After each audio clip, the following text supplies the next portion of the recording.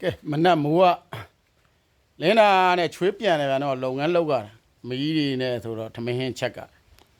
ဒီနေ့20ခဏရက်တရက်၄လပါ2026တညာလုံးတိုက်ရဗျာလေရနော်ဘာမှကိုလုံးလို့မရအောင်အဲ့ဒါကျွန်တော်9နာရီထိုးဆင်းပြီးတော့အောင်တော်မူကုန်းကိုလှူခိုင်းတဲ့ဝတ္ထုငွေလေးတွေရှိတယ်ဗျကျွန်တော်သွားလူမဲဆိုဆင်းသွားတော့ဦးစင်းလေးနဲ့တန်းတွေ့တယ်လူတာလေးလာဝယ်တာတကာကြီးရဟာရှင်ဘုရားဒီမှာလှူခိုင်းတာတွေရှိတယ်လို့လှူပေးလိုက်တယ်ဗျာနော်အဲ့ဒါလည်းပြီးတော့ကျွန်တော်နောက်ထပ်တနေရာပေါ့ဗျာရန်ကင်းတောင်ဘက်သွားလှူပါသေးတယ်အဲ့လိုပြန်လာပြီးတော့ဘာလုပ်လဲဆိုတော့ကျွန်တော်အာဝုတွေအတွက်မုံလေးတွေဝယ်တယ်ဗျလမ်းအာဝုတွေအတွက်ရောဗျာနော်အီချကွေးလေးဝယ်ကျွေးတယ်အဲ့လိုပြန်လာပြီးတဲ့ချိန်မှာတော့ကိုရောက်ပြီဗျတော့ကိုရောက်တော့ကျွန်တော်အာဝုတွေအတွက်ထမင်းချက်ပြီးပြီကျွန်တော်အတွက်လည်းထမင်းချက်ပြီးပြီကျွန်တော်ဘာရင်ချက်လဲဆိုရင်တော့ခရမ်းချင်သေးဗျာနော်ငပိချက်လေးချက်ထားတယ်သူကငပိချက်ဆိုတော့စီလေးပြန်มาကောင်းတာဗျငပိချက်လေးချက်ထားတယ်မတခွားသီးလေးမြုပ်မယ်ဗျဒါကတော့ပဲပုတ်ကလေးထောင်းထားတယ်ဗျနော်ကျွန်တော်ဂွေတော့ရွက်ကလေးကတော့နေပူလို့သွားမခူးပြစ်သေးဘူးဗျချက်ချင်လဲချက်ဖြစ်အောင်မယ်ဗျနော်ဒါကျွန်တော်ရေတင်တော့မယ်ဗျခဏနေတော့ရေလေးတင်ပြီးပြီဆိုရင်ဘာလောက်ကအောင်မတော့ဆိုတော့နောက်ထပ်တူကရေတံဘူးနဲ့ရေခဲလေးလှူပေးပါဦးကျောင်းတော့ဆိုတော့သူကတော့ကျောင်းနာမည်လေးပြောတယ်ဗျအဲဒါကျွန်တော်ကရေတံဘူးရောင်းတဲ့ဆိုင်နဲ့ရေခဲရောင်းတဲ့ဆိုင်ကိုကျွန်တော်ဖုန်းနံပါတ်ပေးလိုက်တယ်အဲ့မှာဝယ်လိုက်ပါလို့အဲ့မှာပတ်စံရှင်းလိုက်ပါလို့ကျွန်တော်ပါဘူးသွားတယ်မယ်ကျွန်တော်စိတ်နဲ့ကျွန်တော်သွားတယ်ပေးပါမယ်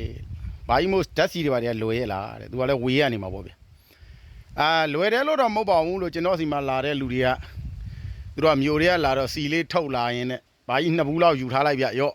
အဲ့လိုလေးပေးသွားတော့ဘူးလေးတွေတော့ရှိပါရဲ့နော်တအူးကလည်းသူကဘူး20လောက်စကြမတိုင်ခင်ကလေးကဘာကြီးမို့သွားကျင်တာသွားအောင်တဲ့နောက်ထပ်မန္တလေးမြို့တွေကပဲဗျနော်ကားဝက်ရှိုးကညီလေးကလည်းသူကားလေးနဲ့လာတော့စီတကာလန်ထုတ်ပေးထားတယ်ဗျကျွန်တော်ကလည်းတော်ထဲမှာသွားတဲ့လူရောတချို့တော်စီလူအပ်တဲ့လူတွေရောကျွန်တော်ကပြန်မျှဝီတယ်ဗျနော်ရောင်းစားတာမဟုတ်ဗျလူတာဗျနော်ကုသိုလ်ပေါ့ဗျခုချိန်ကခက်ခဲနေတော့အားကြောင့်မို့အောင်မြင်မှုကိုဝေမျှခံစားသူဟာတဲ့နော်သူတော်တင်သူတော်ကောင်းဖြစ်ဥပမာဗျအောင်မြင်မှုကိုဝေမျှခံစားရင်သူတော်တင်သူတော်ကောင်းမဖြစ်တော့မှမျှဝေခံစားတဲ့စိတ်ကလေးကတော့ဟမြအေးချမ်းတယ်ဗျပစ္စည်းတစ်ခုကိုအားရှာတယ်ဗျငါပဲပိုင်ရမယ်ငါတို့မိသားစုပဲသုံးရမယ်ဆိုတဲ့လူတစ်ယောက်နဲ့ပစ္စည်းတွေရှာတယ်ရတယ်မျှဝေခံစားမယ်အားလုံးအေးချမ်းအောင်အားလုံးပျော်ရွှင်အောင်ဆိုတဲ့စိတ်ကလေးထားတဲ့လူဟာဘလောက်ငြိမ်းချမ်းပြီဘလောက်အေးချမ်းမလဲဆိုတာစဉ်းစားလိုက်ဗျနော်မြန်မာနိုင်ငံမှာတတိတွေအများကြီးရှိတယ်တူယူစရာတတိတွေတပုံကြီးပဲဗျဘလို့တူယူရမလို့ဆိုတချို့ကြလည်းများအတွက်ကြိုးရှိအောင်လုပ်သွားတဲ့တတိတွေရှိတယ်တချို့ကြလည်းသူ့မိသားစုနဲ့သူ့ဆွေမျိုးတိုင်းဝိုင်းလောက်ပဲကြိုးဖြစ်အောင်လှုပ်ထွန်းသွားတယ်လှုပ်သွားတဲ့တတိတွေရှိတယ်ဗျအဲကြောင့်မို့စဉ်းစားကြည့်ပါတတိရင်တော့တူတူပဲဗျလုံးပုံကိုင်ပုံကွာတယ်ဗျအဲကြောင့်မို့စင်ရသားချင်းလည်းတူတူပါပဲလုံးပုံကိုင်ပုံကွာတယ်ဗျနော်ကျွန်တော်ကတော့မှန်တိုင်းပြောရင်တော့မြောက်စာလေးတွေကျွေးခိုင်းတဲ့လူတွေရှိတယ်ကျွန်တော်သွားကျွေးပေးတယ်မြောက်ကျွေးတဲ့ချိန်တွေမှာတော့ဗီဒီယိုတွေပါရိုက်မတင်နိုင်ဘူးတခါလေးစိုးတယ်ဗျတယောက်တည်းကျွေးရတာပဲအဲကြတော့တချို့ကြလည်းကျွန်တော်ဗီဒီယိုလေးပို့ပေးရတာပေါ့ရိုက်ထားတယ်ရိုက်နှံရင်ပို့ပေးလိုက်တာပါပဲ